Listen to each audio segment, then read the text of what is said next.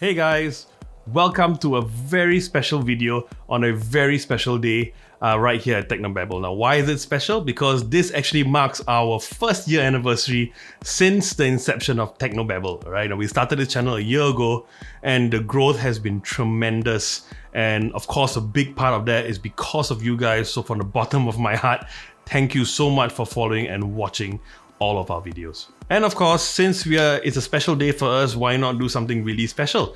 So it's been in the works for a couple of months now, but we are gonna have one of the most special videos and the first of its kind here. We are going to do a shootout. Now, a shootout of what?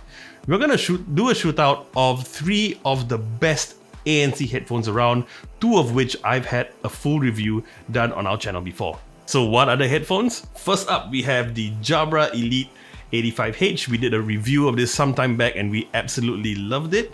Alright, the next one we have is the Marshall Monitor II ANC, also a fantastic pair of headphones. And last, but of course not least, we have the Sony WH-1000xm3. It's probably one of the most popular ANC headphones around and voted by a lot as being the best. Now, a lot of you might be wondering, where is Bose? Now, trust me, I know Bose should be in this picture as well, but unfortunately, I've tried for like half a year to contact Bose and see if they will be willing to let me review their products, let alone do a shootout, but unfortunately, they haven't been responding. So for this, we're gonna have these 3 headphones. Now, of course, these are the 3 of the best that you can get apart from Bose.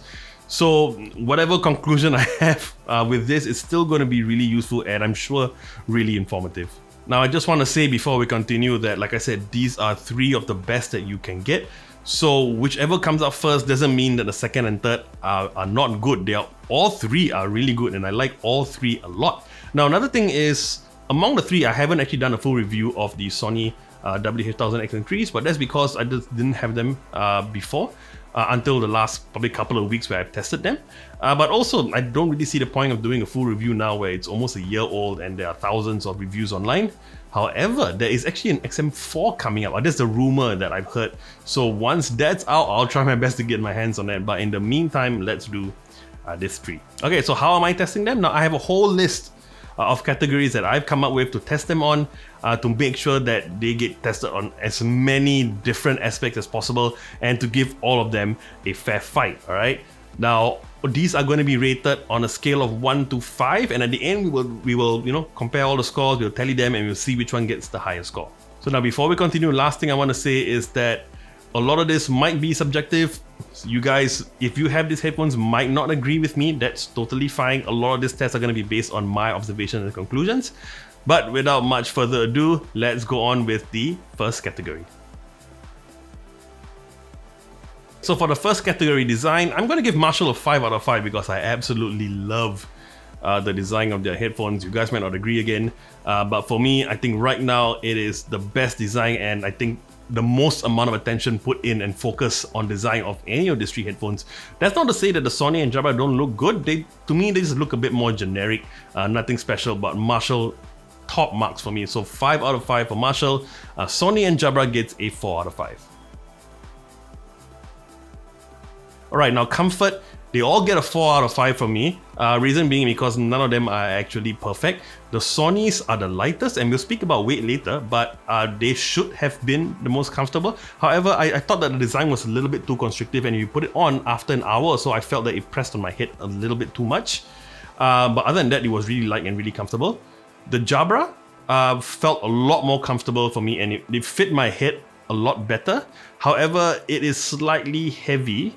And after a few hours, it tends to weigh on my head. And another thing, for some reason, the Jabra headset is also the hottest, in the sense that my ears would always sweat the quickest among the 3 headsets. And if you're wondering why it sweat, I'm in Singapore. Hot and humid is basically Singapore. So out of the 3, the first one to affect me was Jabra. But if I ever go somewhere in the winter, those earphones would be perfect. And the Marshall, I would say also very comfortable. It's actually the heaviest out of the 3. But for some reason, the Jabra felt heavy. I'm not quite sure why. The Marshall doesn't seem as heavy. However, because the cups are a little bit smaller, it pressed on my ear a bit. And after a while, it got a bit uncomfortable. So 4 out of 5 for all 3, but still really comfortable for long-term use.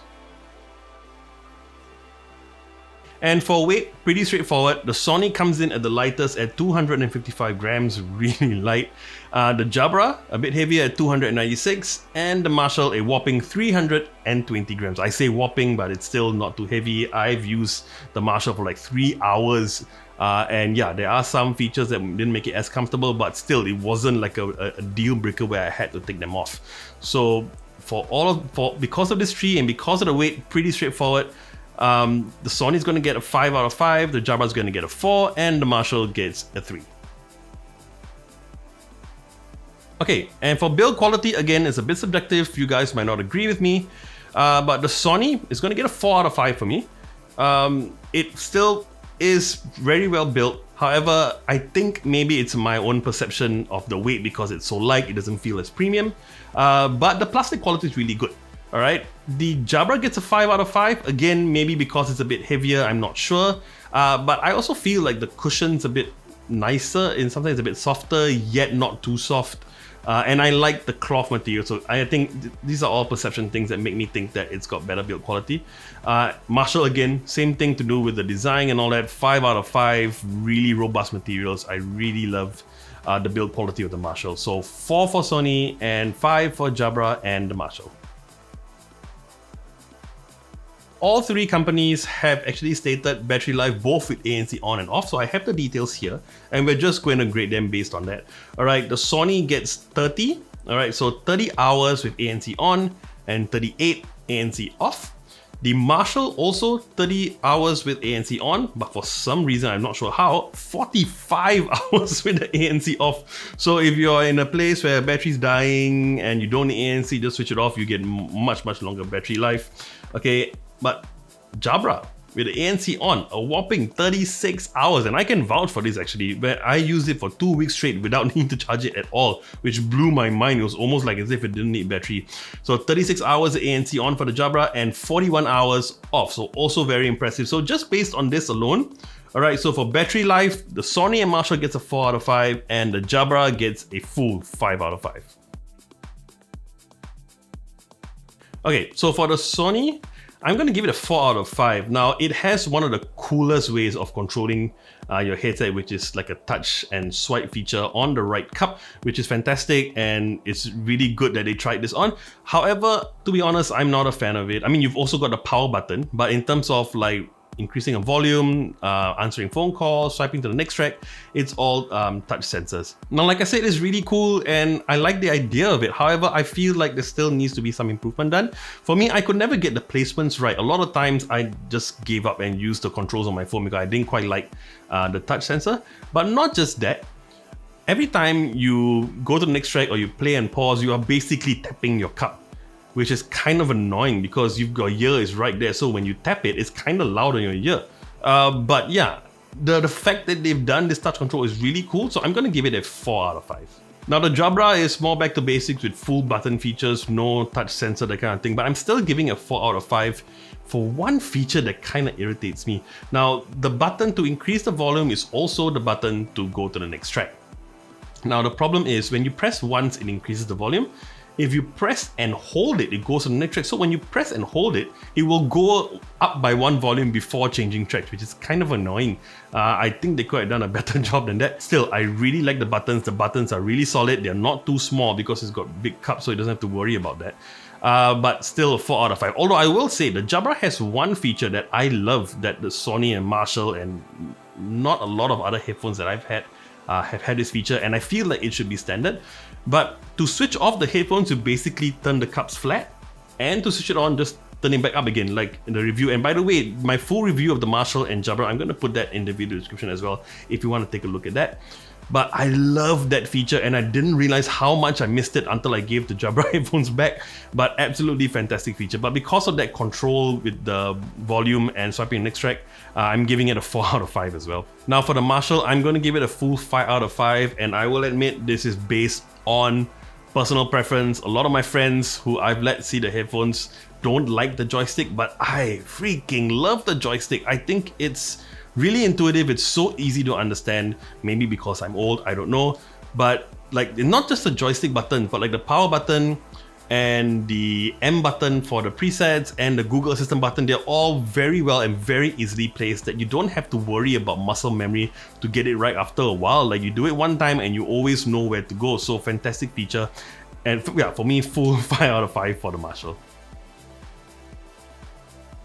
Okay, app functionality. We're talking about the app that you will need to install to configure or control the headset from your phone. Now, all three of them are going to get a 4 out of 5 because they do a good job, but at the same time, they're not perfect for kind of different reasons. For the Sony, fantastic added features in the app, things like adaptive control, and analyzing your ear. That blows my mind. You could take pictures of your ears and analyze it, and it'll sort of tune the song for you. That's fantastic. But one thing that bugs the hell out of me for the app is that, like, there are basically 3 apps. So let's say, for example, and I spoke about this in my review of the Sony XRS XB32 Bluetooth speaker and the WH-1000xm3, which is basically the ANC truly wireless earbuds.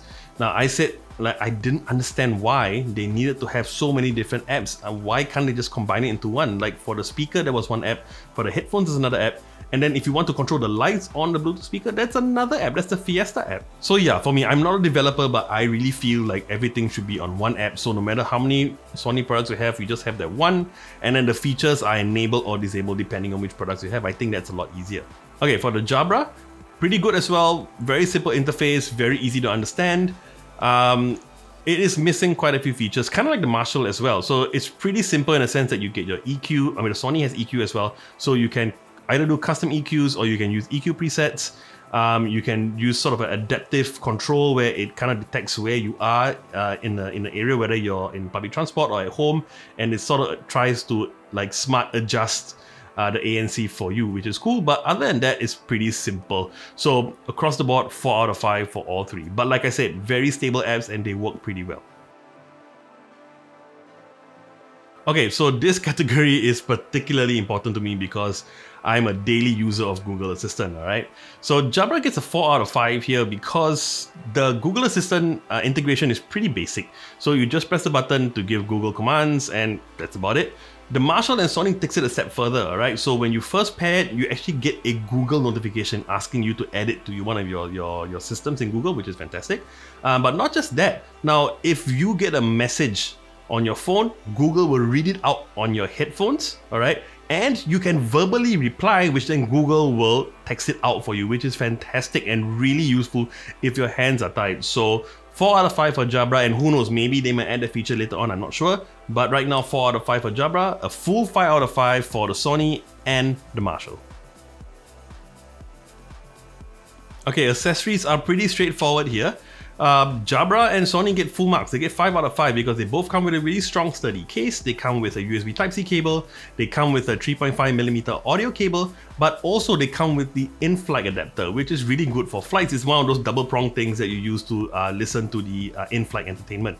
Alright, so Marshall gets a 4 out of 5 here. Now, it comes with a sort of like a soft case, which is really nice, and I mentioned in my review that I love the case. However, it doesn't offer much protection. It's more fashion than anything else. But it also doesn't come with the in-flight adapter. So that's a minus for me. So full marks for the Jabra and the Sony, and a 4 out of 5 for the Marshall. Okay, so this is a recording using the mic from the Sony WH-1000xm3s. Testing 1, 2, 3.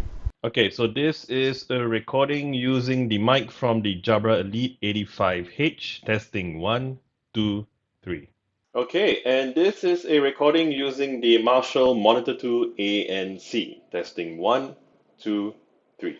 Okay, so you just heard 3 very short samples taken from the mic of each headphones, alright? So the Sony, I'm going to give it a 3 out of 5. I didn't think it was as good. It picked up a lot more background noise than the Jabra and the Marshall, okay? And the Marshall gets a 4 out of 5. It managed to cut out a lot more of the background noise in the microphone. However, I felt the end result was a very thin audio quality, so it sounded very mid-rangey, wasn't very full. So 4 out of 5 for the Marshall.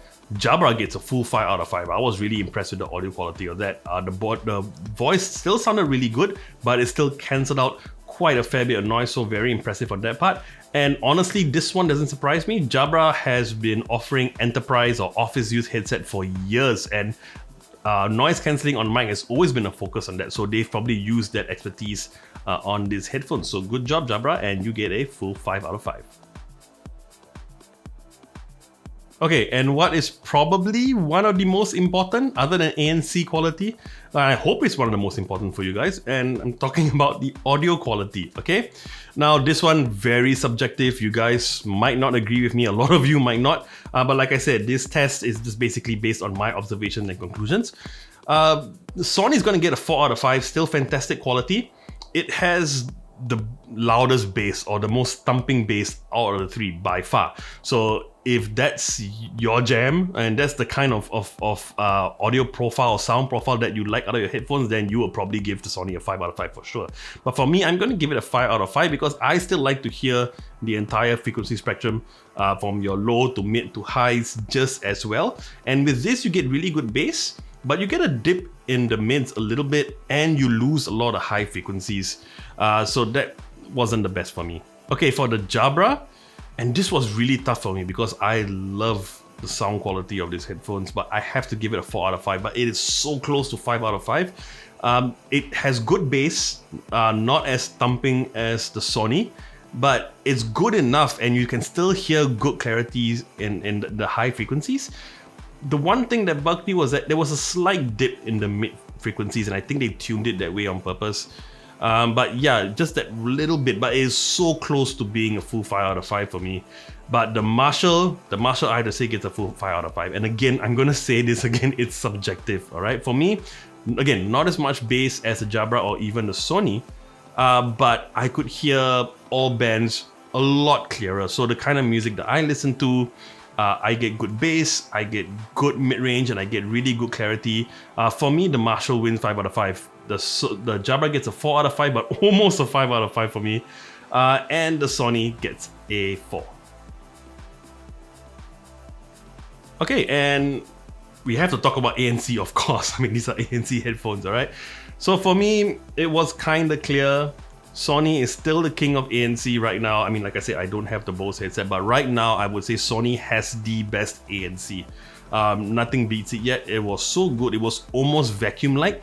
And what makes it really good is that it's got good ANC without affecting the frequencies of the music you're listening to too much. There will definitely be some difference, but I think among the three, it did the best job of cancelling and yet not affecting the frequency as much. So Sony definitely 5 out of 5. Okay, so Jabra and Marshall, both really good. Not quite as good as the Sony, but I would say pretty damn close, I would say. But they both get a 4 out of 5 for me. Very similar characteristics in terms of ANC.